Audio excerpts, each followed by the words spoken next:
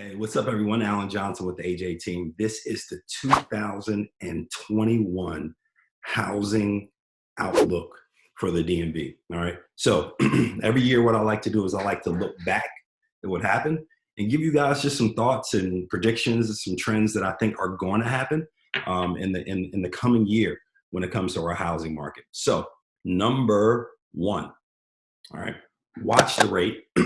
Last year, this time, right now, the rates were 3.5%. All right. Right now, rates are in the high twos, probably about 1% less, so about 2.65%. I think this year we will see a rate with the number four in it. So I think we will see a rate with the number four in it, and the four will be at the beginning. Look, there's no need to be alarmed. A 4% interest rate is still a phenomenally good interest rate. Realize rates were held down because of the virus last year. So, number one, watch for the rate. Number two, inventory. All right, we are seeing a lot of sellers that are just thinking about cashing out. Right, they're taking their chips and they're pushing them to the front of the table, and they're saying, "Look, I want to take my money off the table." All right, will we see more sellers cash out on their equity and move on? All right, will we see more sellers decide that they're done with the DMV and they're going to move south? They're going to move west. They're going to start downsizing. They're going to start to move into multi-generational homes with their kids. Realize the average sold price last year in the DMV was 670. All right. In 2010, the average sales price for a home was 470. It's a $200,000 difference. I think we're going to see a lot of sellers who are going to push their chips to the middle of the table and say, cash me out.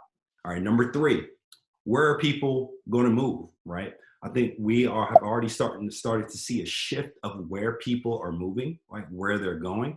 All right, so I'm going to give you just some numbers just to think about. All right, so closed sales, right? When we look at the numbers of closed sales, it represents all of the sales in a certain area. It doesn't tell you how much more the homes are selling for. It's just the volume of sales compared to this year to last year. All right, so closed sales in counties like Spotsylvania was up 43%, Howard County 32%, Charles County 46%, Stafford County 60%.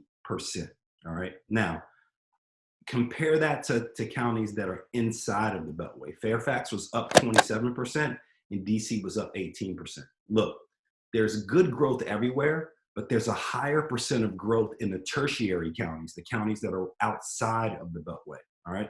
So over the next 3 to 5 years, watch them. Right. More people are looking for more space.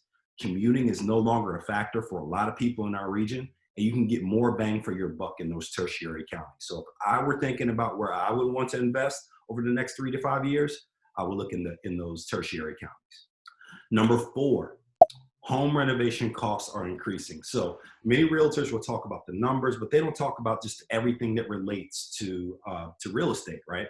And home renovation costs have increased over the past year. All right, I read a quote.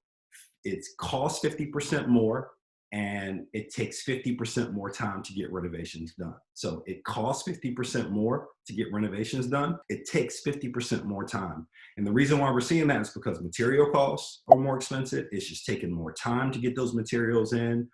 If you've ever been to a Home Depot or a Lowe's, you'll see how busy those places are.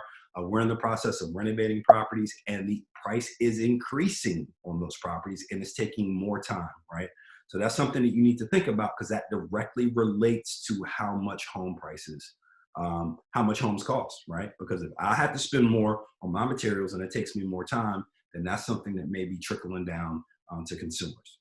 Number five, inventory moves everything around me. So shout out to the classic Wu-Tang song, Cream, cash rules everything around me. But in real estate, inventory moves everything around me. It's still a seller's market, but it's a seller's market due to a couple things: because of rates and because of inventory. All right, I will repeat that. It's still only a seller's market due to two things: because of rates and because of lack of inventory. If one of those things change, watch the shift to a long overdue balanced market, which is different from a buyer's market, right? And we'll talk more about that if you guys want to. But I think if you see rates shift, or if you see inventory shift, where we see more inventory, right? If one of those things change, you will start to see a shift to it. And I think it's been a long overdue balanced market. All right, let me leave you with this. All right, this is a recent interview from CNBC. By the way, you have been correct for the last 4 or 5 years that the direction of rates will go down, down, down. Are you here on CNBC, on the record, ready to say that trend is finally over? I'm saying to you, Brian, thank you again for remembering the past. And after being very bullish on treasuries, in other words, expecting the yields to go down substantially, I'm going to say for the first time on your network and on your program that the downward move is probably finished.